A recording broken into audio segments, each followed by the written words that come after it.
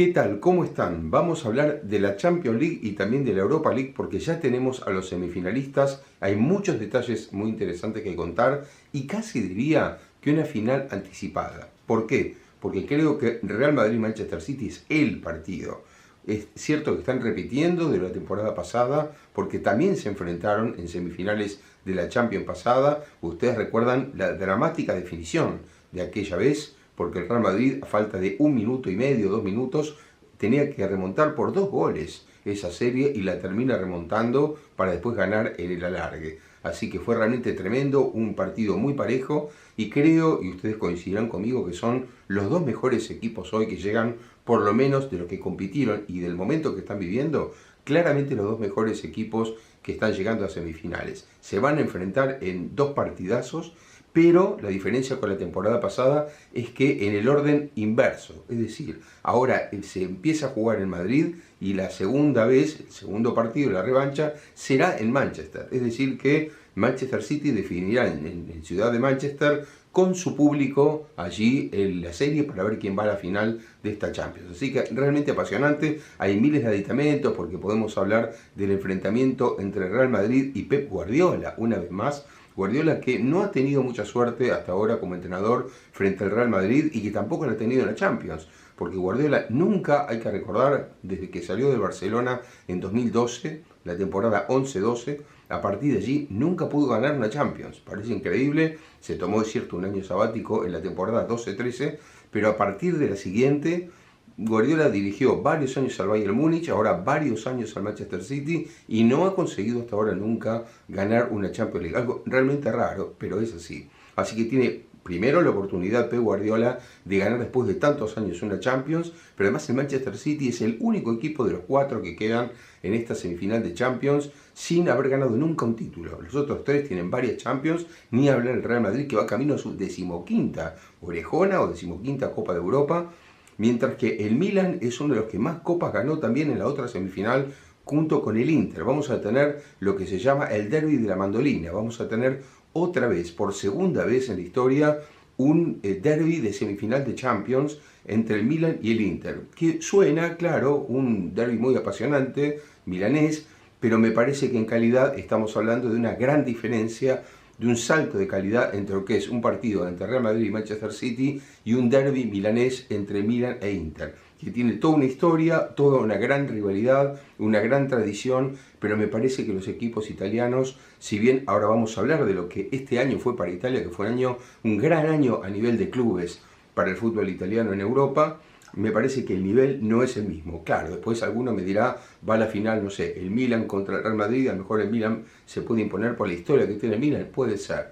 Ahora, en jugadores, en calidad, ya se vio inclusive en cuartos de final cómo le costó tanto al Milan como al Inter llegar a semifinales. Muchísimo más que lo que le costó al Manchester City o al Real Madrid.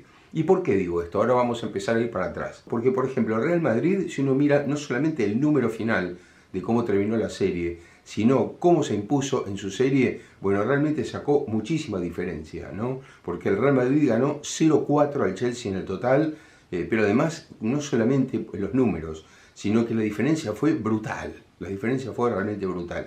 Real Madrid no solamente en el Bernabéu, partido en el que estuve, sino también en Londres sacó una diferencia muy grande. Es más, yo les diría que la revancha en Londres, en la que uno pensaba que bueno, el Chelsea a lo mejor le podía hacer más fuerza con todo su público atrás, no fue así, por momentos sí jugó bien el Chelsea los partidos, y también hay que decir esto, contra el Real Madrid los rivales muchas veces juegan bien y pierden igual, porque el Real Madrid se impone igual.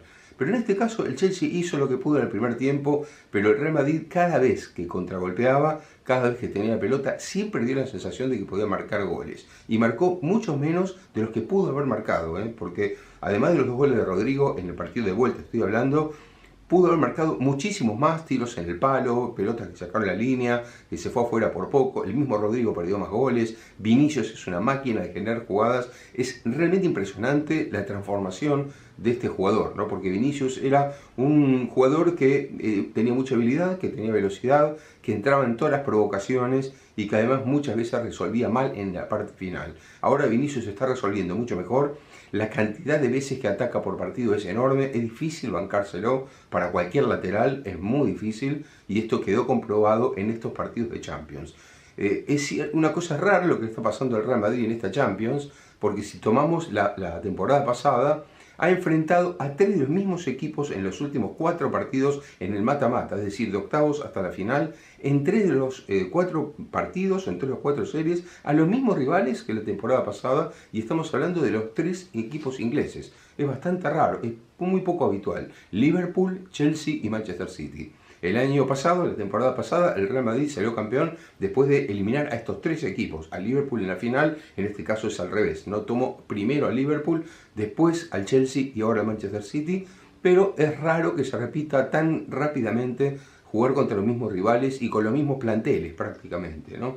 Así que bueno, un Real Madrid que, como dije, va camino a la 15ª Champions, y con esto una vez más se reivindica a un técnico bastante particular como es Carlo Ancelotti. Carleto Ancelotti, que trabaja con su hijo Davide, que parece que puede emigrar y seguir su propio camino porque tiene ofertas para irse, así como Ancelotti podría irse también, no cuando termine esta temporada quizá, pero sí cuando termine la siguiente, porque está pretendido por la selección brasileña y hay conversaciones que él mismo admite, aunque no son con él en particular, pero bueno, es lo mismo porque están hablando con su agente.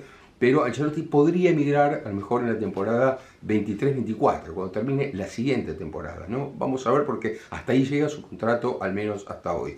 Pero parece un técnico realmente, vuelvo a eso, ideal para el Real Madrid, porque es un equipo que está jugando un fútbol excelente por momentos. Es más, si uno vio los partidos de Liga, el partido anterior contra el Cádiz, una máquina realmente de generar situaciones de gol, un equipo que juega con total confianza, jugadores que están todos en un altísimo nivel ahora, y que, como bien dijo Ancelotti, muchos no le creyeron, cuando volvió del Mundial, de la Liga Española o la Champions, Ancelotti dijo, no estamos todavía al 100%.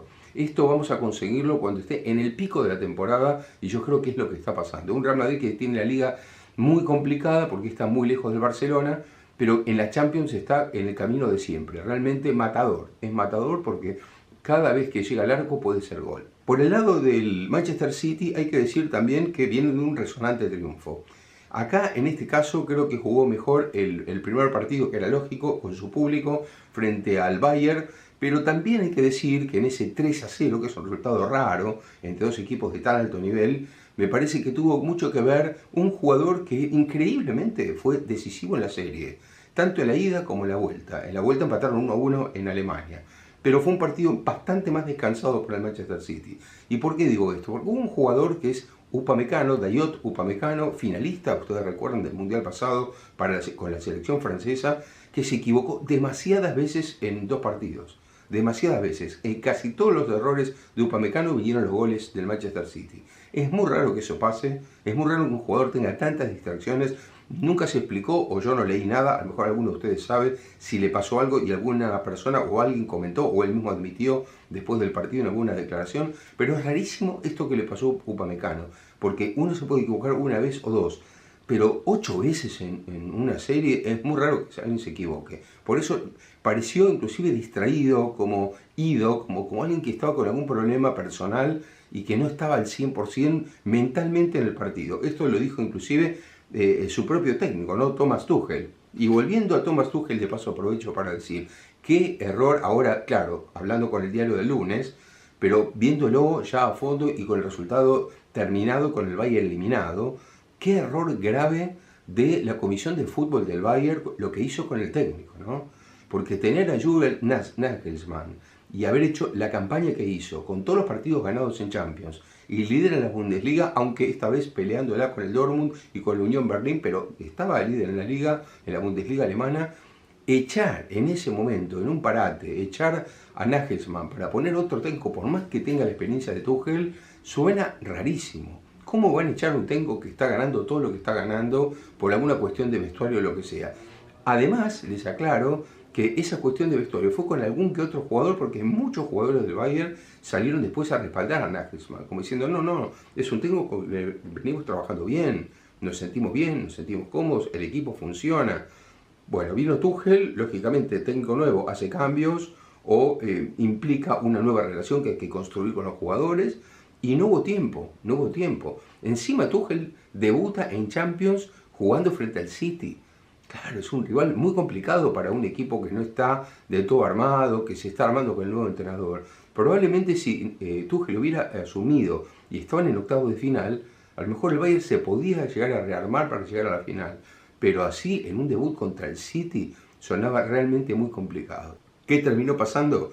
Que el Bayern quedó eliminado con notable claridad, porque además, bueno, Haaland enfrente, al que no pudo bancar, y eso que Haaland falló un penal que es algo poco habitual, pero bueno, finalmente terminó siendo un jugador decisivo en los dos partidos, como era de prever, Bueno, como digo, una diferencia que en general, si juega una liga a 10 partidos entre sí, probablemente termine muy igualado, o 5-5 o algo así, terminó siendo una diferencia muy grande a favor del City con el 3-0 en la ida y después el 1-1 en la vuelta, que es un resultado engañoso porque hay que recordar que el gol del Bayern del empate del 1-1 en Alemania fue sobre la hora y de penal por parte de Joshua Kimmich, pero en un partido que estaba ganando bien el City 1-0, más el penal, como dije, que falló Haaland. Así que claramente el City llega a semifinales y bueno, aquí se tienen que enfrentar, para mí, casi diría que una final anticipada, Real Madrid y Manchester City.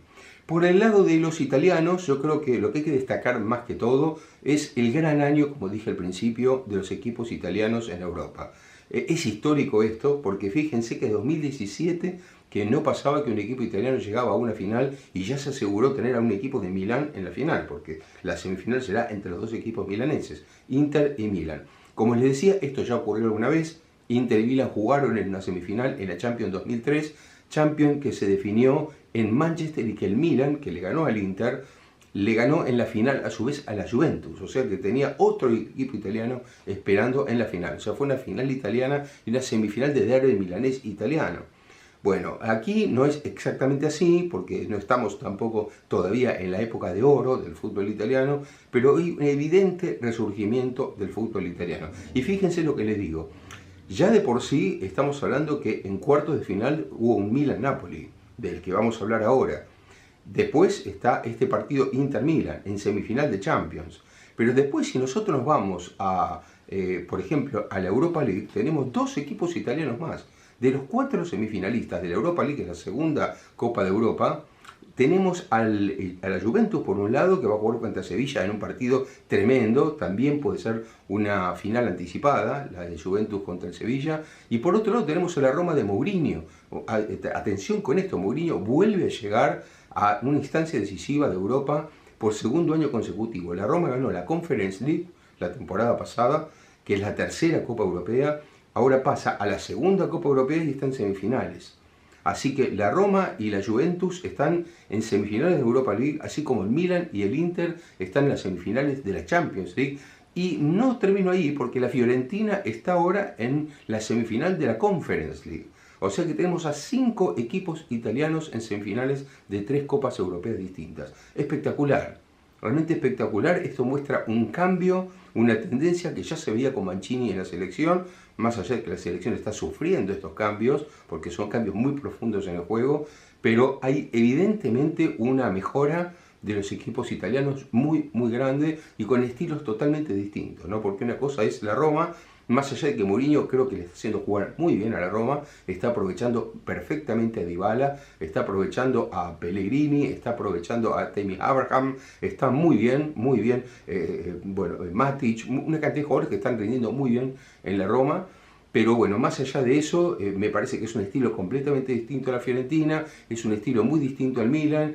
El Inter es un equipo un poquito más rácano, más conservador, porque tiene mucho gol, ahora con Lukaku, con Lautaro Martínez, con Correa, con Dzeko, en fin, tiene muchísimas variantes. A mí no me termina de convencer ese estilo en cuanto a estética, pero es evidente que le da muchos resultados.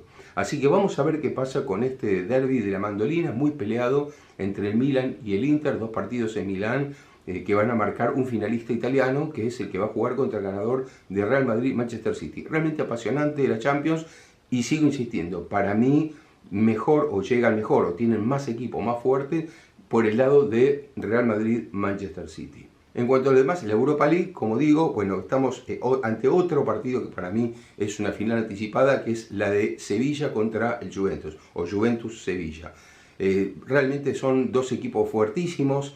La Juventus viene de eliminar al Sporting de Lisboa con bastante esfuerzo, por cierto, con bastante esfuerzo, en un partido bastante parejo. Una Juventus que está en un año muy particular porque que le quitan 15 puntos en la liga, que se lo devuelven, que los quitan, que se lo devuelven.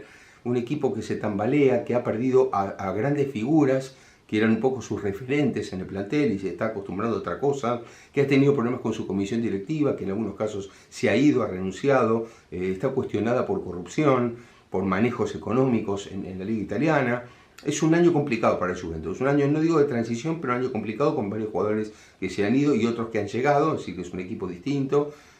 Así que bueno, vamos a ver hasta dónde llega la Juventus, porque atención, así como dije que el Real Madrid va por su 15ª Champions, que es una locura, nadie llegó pero ni de cerca a eso. Tenemos el caso del Sevilla, que es otro equipo español en la Europa League, que va por su 7ª Europa League también, ¿no? Parece ser un torneo amoldado al Sevilla. El Sevilla ha cambiado de jugadores, ha cambiado de técnicos 1000 veces y sin embargo sigue teniendo buenos resultados en la Europa League. Y en este caso, el Sevilla viene de eliminar, atención, al Manchester United, al que le remontó un partido que perdía 2-0 en Inglaterra y le empató 2-2. Es cierto que con mucho infortunio para el Manchester United, pero después le termina ganando 3-0 el partido de vuelta en Andalucía. 3-0 al Manchester United es un resultado muy fuerte, muy fuerte. Y aquí también, así como se acuerdan que les hablé de lo que pasó con Upamecano, qué increíble los fallos de Upamecano en los partidos entre el Manchester City y el Bayern, que determinó esa distancia que no existe entre ellos. Bueno, en este caso hay que hablar de una defensa rarísima del Manchester United que regaló goles. Primero, de local, en el partido que ganaba 2-0, no digo cómodo, pero un resultado que era bastante amplio. Y después, en el partido de vuelta, ni hablar en lo que pasó en Andalucía, donde se destacó en Nesri, este goleador marroquí, que realmente jugó un buen partido, pero aprovechó más que nada los errores. Pero los errores que cometieron, de los 3 goles del Sevilla, 2 fueron regalos auténticos del Manchester United. Pero regalos en esta altura de un torneo europeo cuesta mucho entender, ¿no? Uno por el lado de Maguire, que está pasando un momento horrible. Maguire, bueno, quedó ya de suplente hace rato de Lisandro Martínez, que ahora tiene una lesión seria, se tuvo que operar y ya no jugará por esta temporada. Pero Maguire no está bien hace tiempo, está siendo muy cuestionado en el Manchester United, no así en la selección, que es realmente un jugador importantísimo en Inglaterra. Y por otro lado, De Gea regaló el tercer gol también de una manera insólita. Quiso rechazar, le quedó un pase prácticamente en Nesri, que le pegó muy bien por arriba de él, y bueno, con ese gol ya el Sevilla se puso 3-0.